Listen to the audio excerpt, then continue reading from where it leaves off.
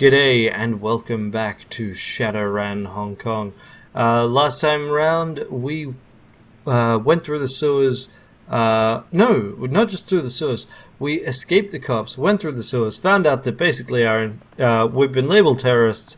Our entire life is basically falling around behind us, and we need to go and get our sins burnt. So we need to head to a mahjong parlor here, talk to a middle manager in a criminal gang, and everything will be fine, right? I'm sure that they will not expect anything in return for performing this service for us.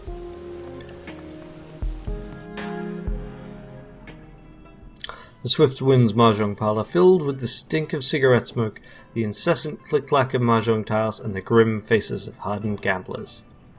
And here are our lovely ladies. Come in, we have a lot to talk about. You can feel every eye in the room as you cross the mahjong parlor to the middle-aged woman sitting patiently at its end. The click-clack of ivory-colored tiles stops, hands stray beneath tables into jacket pockets and behind backs. The woman has the face of a prison guard and the demeanor of an inmate. Her salt and pepper hair is pulled into an iron-hard bun, and beneath it, two shiny black eyes offer nothing, buttons sewn on a dull. A nearly empty bottle of something foul rests on her mahjong table, nestled between a pair of dirty shot glasses. Tiny puddles of brown linger at their bottoms. Gobbet and Isabel stand on the other side of the table, heads lowered, shoulders slumped, and hands clasped. They risk a frightened glance at you as you approach. Kindly Cheng's voice is nasal and rusty mean. My little pair of fuck-ups here told me all about what happened on the docks. She dips a pinky into a shot glass and brings it to her mouth, removes it with a sharp smack. How two of my best runners had their heads put out. How you need protection, and how you need to get your identities wiped before you get your heads put out too. Potentially leading to the heat to my front door, placing me and everyone in my employ in danger. She fingers the rim of her glass. So wise. So very, very wise. We're sorry, Auntie. We thought... You mustn't speak until you are spoken to, Gobbet dear. And since you are one short hair away from being dumped in the river chained to Isabel's corpse, I suggest you let your new friends here do the talking for a while. Does that make sense to you, dear? Her treacle voice is back, sweet, nasal, and grinding. Yes, Auntie. Very good, you learned so quickly. Gobbet here kept a very cool head in a tense situation. She's the one who led us out of the police ambush. Gobbet's eyes dart from you to the triad bodice and back again. A thin trickle of perspiration slides from beneath the ribs of her hair. Kindly Cheng slowly turns, directs her attention to you. I count little Gobbet here amongst my most resourceful runners, I admit. It's good to have outside validation from time to time. A look of gratitude from the young rat shaman is deeply sincere and exceedingly brief. And now that you've shared that valuable little tidbit, perhaps you'd be so kind as to keep your fucking mouth shut until you are spoken to. Can you do that for me? Nod yes. I do appreciate it, dear. She pours out another drink. Her cheeks are rosy, already flushed. Now, my darlings, I understand from little Ratchet here that you came from Seattle to meet with my client, Mr. Black. Wu's jaw tightens at the word client. But before you could find him, the HKPF started splattering grey matter everywhere, and everything went to shit. And now you need your sins burnt so you can disappear before you end up dead too, is that right? Yes, ma'am. Very good. Now why don't we start with you telling me who you are? Call me Ranneko. Oh, you've already chosen a street name. How prescient of you. She looks at you approvingly. It's a good name. It has real character. Now what's your real name? I mean, do you expect me to erase your identities? I'll need to know who you are first. Ryan, I do what needs doing. I know the type, and how did you become someone who does what needs doing, Ryan?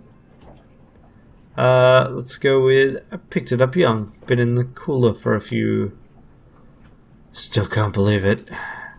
Kindly Cheng whips her head towards Wu, a nasty retort already on her lips. Then she stops, sticks out her lower jaw as she sizes him up, turns to her lieutenant standing behind her, nodding her approval. Looks like the gun show is in town. What's your name, gun show? Duncan Wu. I'm a cop, Lone Star. I hear there's some fresh corpses on the docks tonight. Smugglers, I believe. Didn't sound like the Hong Kong police when I heard about it. You're doing, Duncan Wu? I identified myself as Lone Star. They wouldn't stand down. They had weapons. It was self-defense.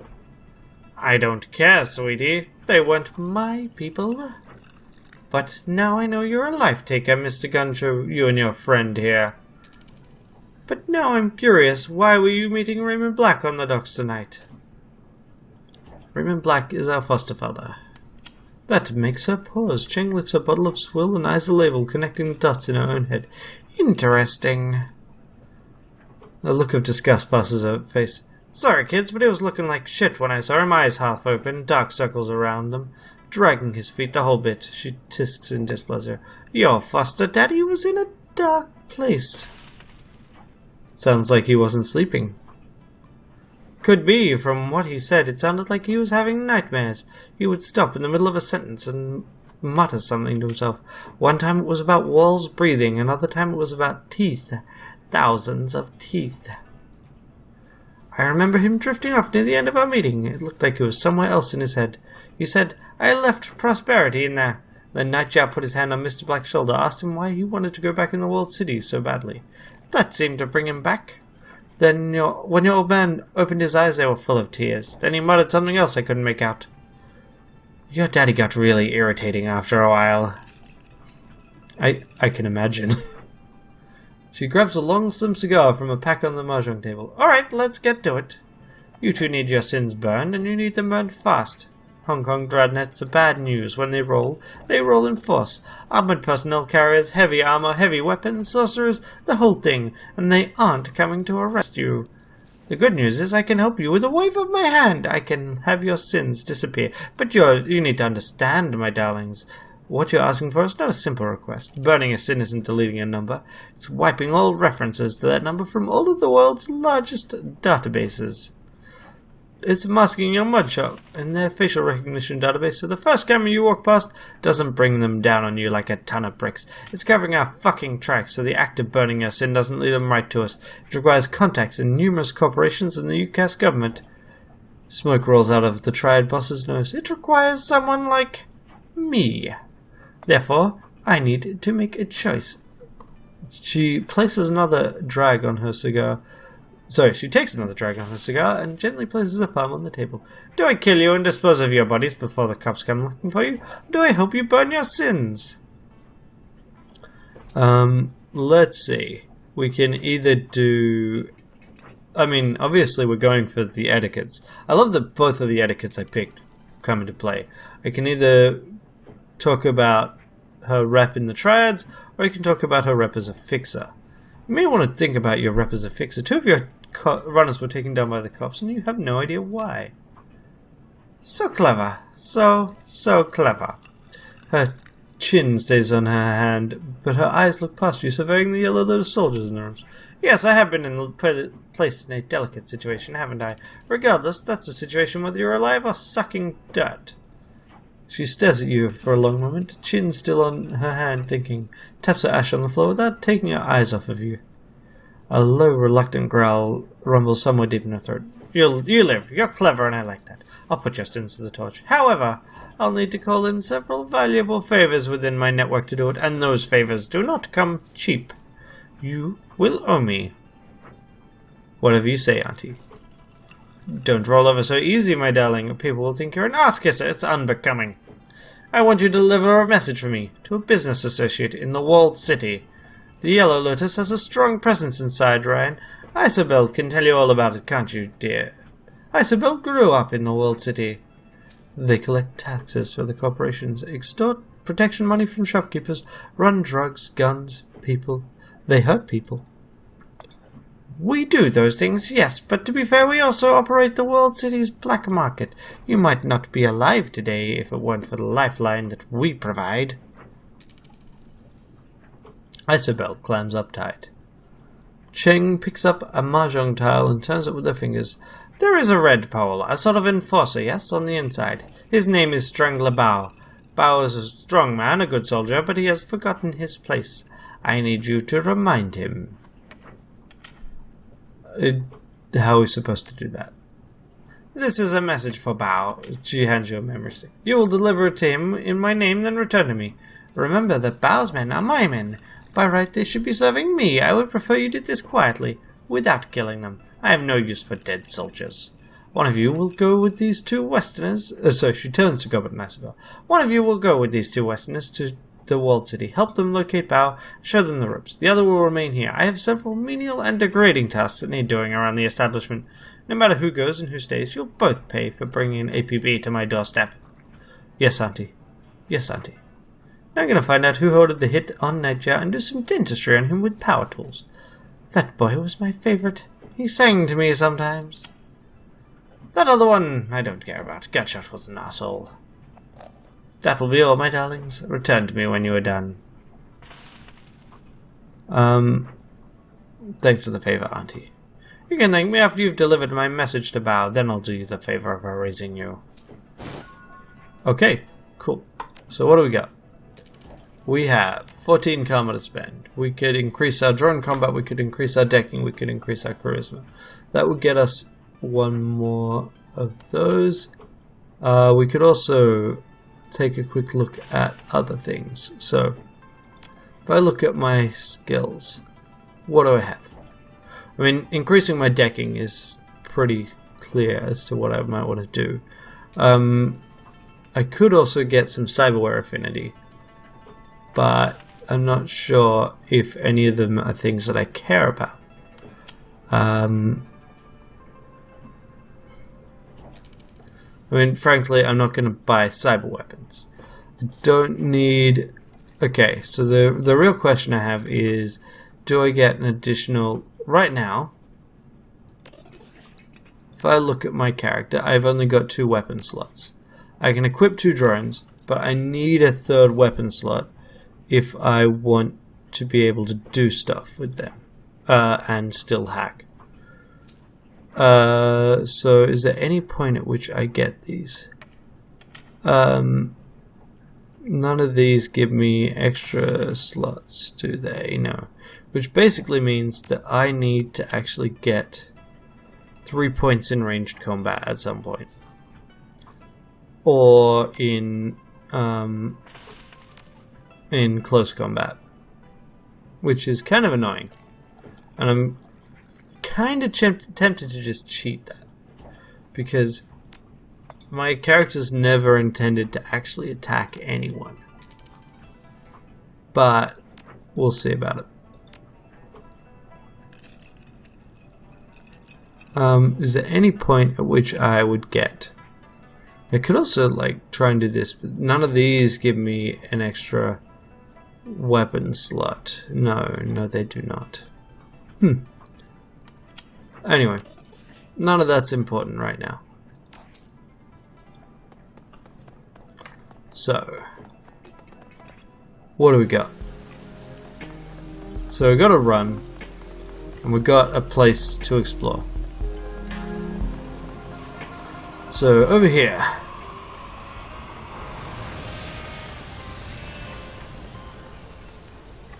is there anyone we can chat to right now?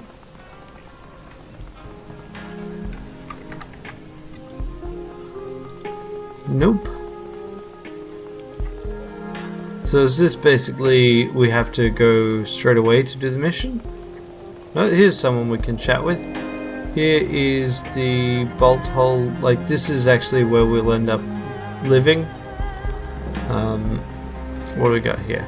Sup, smuggler? Just off the docks, you see a sea-worn man with a smile almost too wide for his head. His teeth shine white against the thick black bush of his beard. His clothes are a myriad of colors, patterns, and fabrics. A smattering of cultures draped across his body. If there's anything he's advertising, it's the extent of his travels. See, something you like? His voice is coarse, like steel wool on your eardrums. These goods of yours look like they've changed hands a few times. You selling stolen merchandise? take what I can get. Sometimes I find things, sometimes I take things, sometimes I play the game, invest a little, make something more in return. Hey, I get it, you gotta do... Why do you ask? You judging a perfectly respectable businessman myself, like, in these harsh times? Never been in the business, I can see. You got no right to fault me. Hey, I get it, you do what you gotta do. That's right, I get by. Thankfully, I got no family to feed, just crewmates, so I keep myself afloat. Maybe make a little extra to enjoy the finer things, like traveling. He nods his head approvingly. So, anyway, nearly stocked up. Just a few more trades, a few more sales, and I'll be on my way to Macau. This is your last chance to buy any of my wares before I set sail, so have a look, take your time. Okay, so he will sell me, programs, of which I currently have basically none. ESP, he'll sell me a variety of crap things. So I don't need a weapon, don't need a spell, I don't need a fetish or an exploder, don't need a firewall. Wait, what I would need to check what I can sell. Yeah, he doesn't have any more drones, and I've got, yeah, I can sell the taco, but there's not much point in that. So, like, at some point I'm going to need to buy a deck and a bunch of those items, but not today. Because I don't have them. Let's just take a quick look around the place. Come on, come on. So I think, yeah, we are locked out of shops at this point. So we're fairly limited in who we can talk to. We can talk to Frederick over here. Oh look, there's something over there. That's close enough, friend. This club's has members and invites only. I suggest you move along. Come on, my man. My friend's already inside. Can I just go inside for a minute? No. Okay. We've got tech down here. We can inspect something. The insulation on these heavy wires is cracked. They buzz and crackle as stray drips from the awning strike them. Okay, fine. That's where we'll get a bunch of our tech next time. And this is where we get cyberware. And press buzzer. What do you want? Is this a medical clinic? No, it's a chicken factory. What do you want? I need a cyberdoc. Who sent you? Doing a job for kindly. You and every other one. I'm friends with Isabel and Gobbet. Get Nightjar to vouch for you or consider doing it. You don't keep up with current events, do you? Nightjar is dead. Crying Seamus, that's true. Saw that, and I saw that one coming. You just wash up with Isabel and Gobbet. You know what that tells me? You're here today, you'll be gone tomorrow. I'll keep my distance. Fine. Yeah. So yeah, it's very much you go do this job for us, and then we talk. Then we get access to things. So, who do we take with us? Auntie Cheng said you'd be coming by. You can pass. So now we go enter the walled city, and so we have to pick a team. And yeah. So.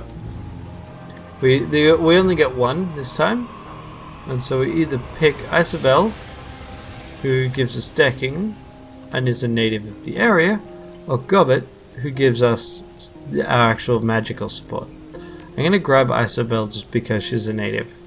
I love that you've still got this interface here, which is really intended for you to be able to grab any runners, but since Dragonfall they've always had a stable, so we got really? Oh wait, it's because I have Gobbet selected. Yeah. Alright. Isabel's got that. We can't modify her. She has a data jack. Out of curiosity, do we have a data jack? Yes, we do, because it's a requirement for riggers. So by definition, we should already have one. Kowloon Walled City, the most densely populated spot on Earth. Nearly 40,000 people crammed into 7 acres of chaos, poverty, disease, and vice. A self-contained city that collects no taxes, provides no city services. Stagnant water sits in temporary wells. Trash lies piled on roofs for controlled burns. Improvised structures lean dangerously over populated areas. It's the ideal breeding ground for all manner of illicit trade. Drugs, gambling, black market trade, metahuman trafficking, and everything in between. The only law is triad law. And now you need to enter this septic system of a city and find a triad enforcer named Strangler Bao and deliver a message from Kindly Cheng. Okay, so we get to pick what items we want to take. This is in stash and this is stuff we have, right? Yeah. That's fine. I mean, I don't see any reason not to take everything. So let's go.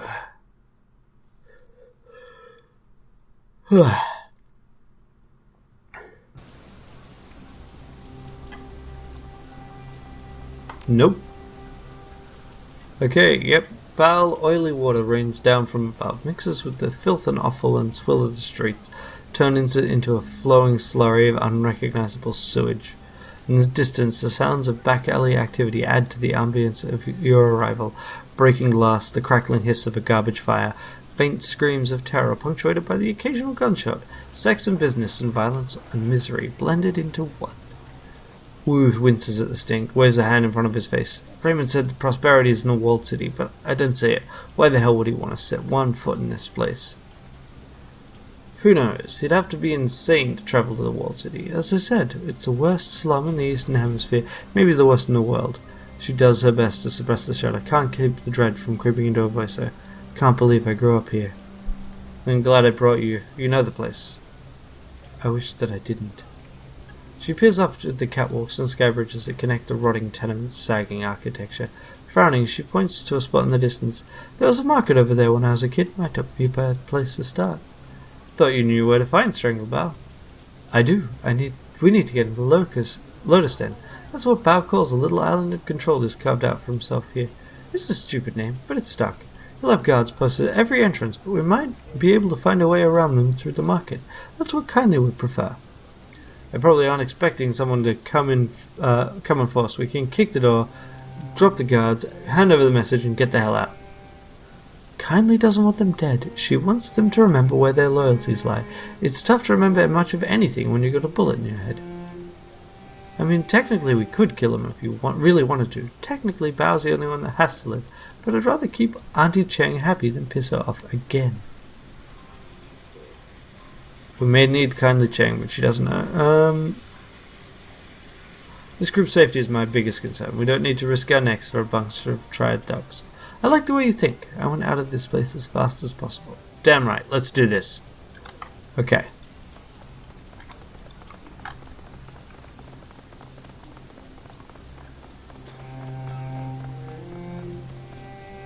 What a cheerful place.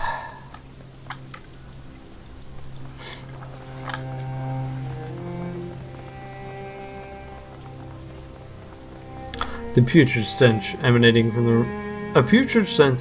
from the remains of this building. We don't see a sign of what caused it. Sup, merchant? A bedraggled old woman looks up from her sewing at the sound of your approach. Clothing! I have good quality clothing for sale. Ever heard anyone say prosperity is in the walled city? Prosperity? I don't know what that means.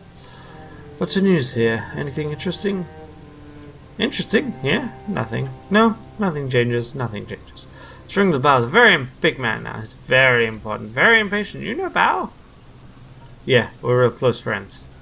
I'll tell you, friend, he still owes me for that suit. I didn't sew for nothing. You can't eat air. We'll get right on that. See that you do. Now what else do you want? Well, later, lady.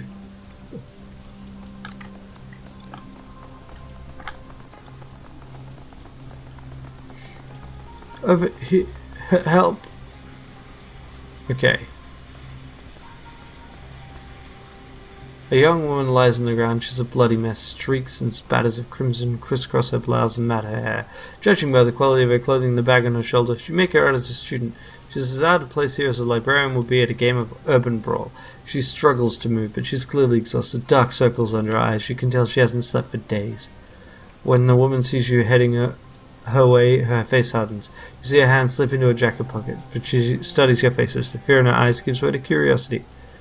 You guys don't look like you're from around here. A hacking cough shakes her, but her eyes remain fixed on you. That's right, we're out-of-towners. Cool.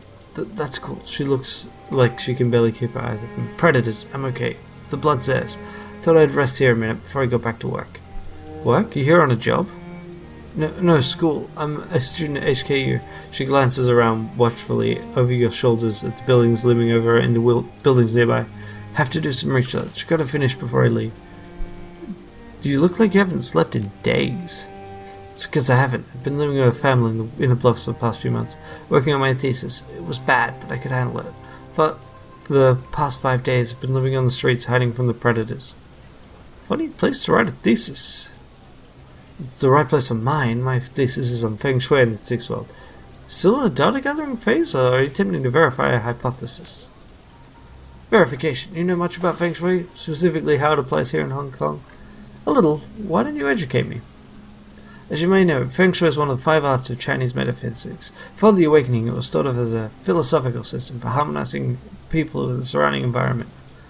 Today in the Sixth World, it's more than just a philosophical construct. It's actually a form of magic. The whole thing revolves around Qi, the invisible life energy that binds every person and thing together. It's very real here in Hong Kong. No one knows why. Maybe it's only real because people believe it is. But the important thing is it's measurable, quantifiable phenomenon. And there's an entire industry that grew up around it. So how's the Qi in this place? It's wrong. It's all wrong. The Feng Shui in the walled city is completely screwed. I mean, look at the place. You can feel it, right? I felt something was wrong the minute I walked in here. Bad Qi, huh?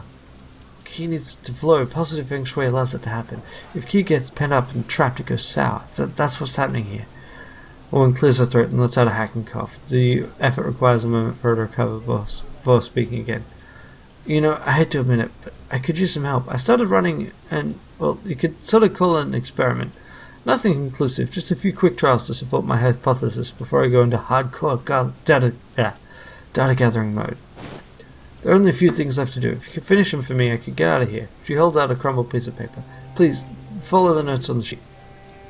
Just say what you need us to do. I need you to make adjustments to the area's Feng Shui. My notes will tell you. The goal is to remove sources of friction and record the results. My hypothesis is even a few small adjustments can have a measurable impact on Qi. If I'm right, it should improve, and life here should get a little better. I'll see what I can do. Okay. So, what do we got? If I look here, don't kill any yellow lotus, repair the walled city. Sparking wires, water shut-off valve, and the trinket, the burning tires. Okay. So, we haven't passed any of those, right? I don't recall seeing sparking wires. But maybe. Let's just have a quick check back. No. Alrighty.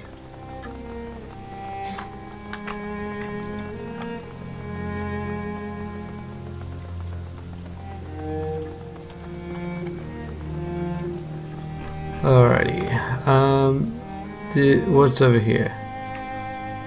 There's a merchant. Let's chat with the merchant and look at this. There's our sparking wires.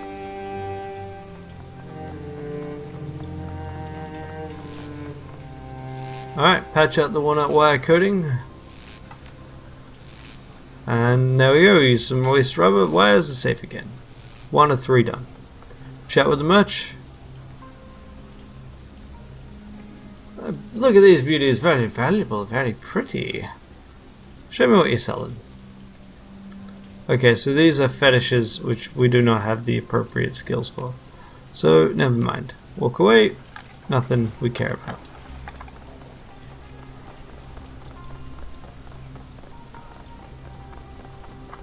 So this does indeed look like a market. Those are the yellow lotus. We want to try and find a way that does not involve dealing with them. But I'm not really seeing it, so maybe we can talk past our way past them. Or maybe we can head this way and find something.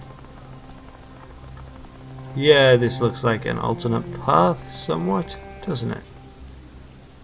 Come upon a heavily muscled triad soldier screaming at a bearded man holding a bleeding nose. The punk waves a cheap disposable cred stick in the old man's face. This? The bright plastic case would look cheerful if it weren't smeared with blood. This isn't enough. You got two options, old man. You can find a way to pay me all the money, or you can drag your bony ass deeper into the wall, find a spot for yourself there with the pimps and the predators. They should find a nice use for you. Your choice. It's not fair. I can't just pack up and leave. I've been living here 22 years and Is this how it's gonna be? Fine by me. He's out cold. Delightful. Okay, here are our fires. Tires have been burning for some time. Bucket of sand. That seems like it could be useful. And now we head back there. And that's the way to the lower levels, which doesn't involve anything else. Pour the bucket of sand on it. And there we go. So that's 2 of 3 by way of repairs. Alrighty. And so next time around we will head to the lower level and see what we can do. Until then, have a great day. Bye.